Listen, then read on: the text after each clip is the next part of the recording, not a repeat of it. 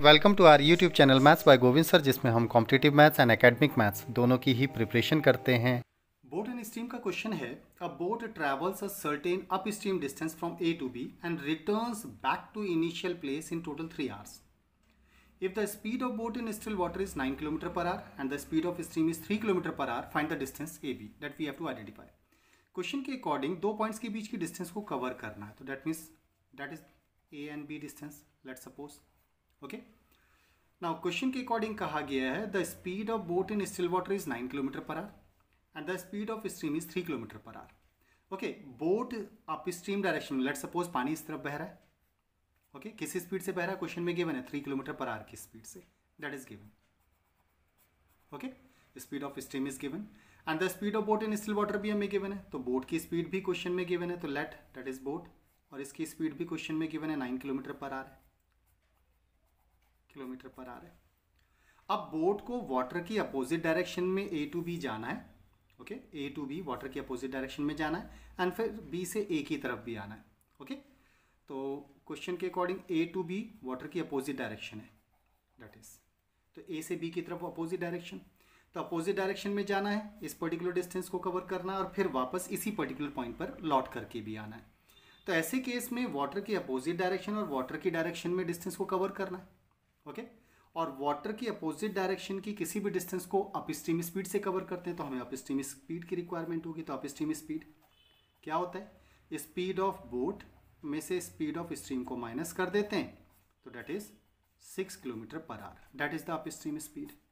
साथ में हमें डाउन स्ट्रीम स्पीड की भी रिक्वायरमेंट होगी, क्योंकि हमें डाउन स्ट्रीम डिस्टेंस भी कवर करनी है. तो डाउन स्ट्रीम डिस्टेंस को डाउन स्ट्रीम स्पीड से कवर करते हैं, और ये कितना होता है, बोट की स्पीड में स्ट्रीम की स्पीड को प्लस कर देते हैं, that is down stream speed, तो 12 km per hour हो जाएगा.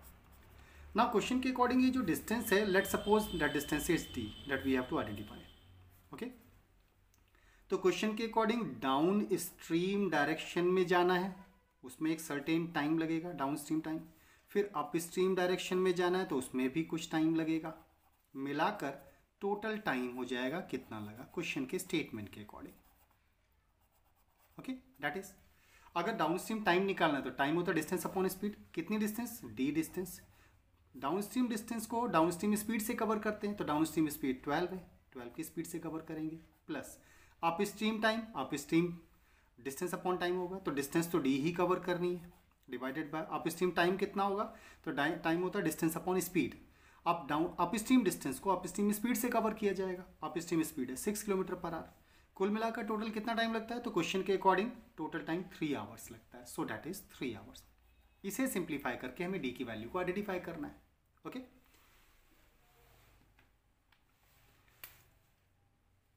नाउ डी की वैल्यू को आइडेंटिफाई करने के लिए डिनोमीटर सेम कर लेते हैं, तो 12 एंड 6 का एलसीएम 12 होता है, तो 6 को 2 से मल्टीप्लाई करते हैं, 12 डिनोमीटर सेम हो जाएगा, सिंप्लीफाई करना कंपैरेटिवली इजी हो जाएगा. So what we are going to do is D by 12 and 2d/12 हो जाएगा. सो डिनोमीटर में एलसीएम हो जाएगा हमारे पास 12, दैट वुड बी 12 एलसीएम, तो यहाँ से आएगा डी और ये हो जाएगा 2d, that is equal to 3.